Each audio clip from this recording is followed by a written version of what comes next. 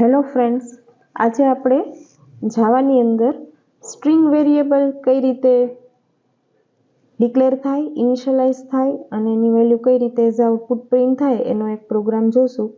તો માય ક્લિપ્સમાં જઈને new project create કરી લેવાનું, ફોલ્ડર સિલેક્ટ કરી લેવાનું કે જ્યાં આપણે આ પ્રોગ્રામ સેવ કરવો છે. ફિનિશ બટન ઉપર ક્લિક કરીને પ્રોજેક્ટ ફોલ્ડર ઉપર રાઇટ ક્લિક કરીને ન્યૂ ક્લાસ બનાવી લેવાનો છે.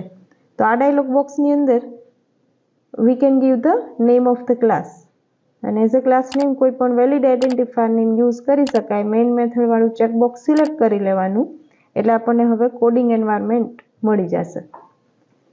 તો ફર્સ્ટ એઝ અ હેડિંગ આપણે એડ કરી દઈએ કે આ પ્રોગ્રામ શેના માટેનો છે એ સ્ટેટમેન્ટ. તો declare string, initialize it and display as a output. હવે બીજી પ્રોગ્રામિંગ લેંગ્વેજમાં આપણે જોયું કે કેરેક્ટર એરે હોય છે, એ રીતે જાવાની અંદર એકચ્યુઅલી આપણે પાસે એક સિસ્ટમ ડિફાઇન્ડ સ્ટ્રિંગ ક્લાસ છે, એનો એક variable or we can say one object બનાવીને આપણે સ્ટ્રિંગ વેલ્યુ છે એ ઇનિશિયલાઇઝ કરી શકીએ.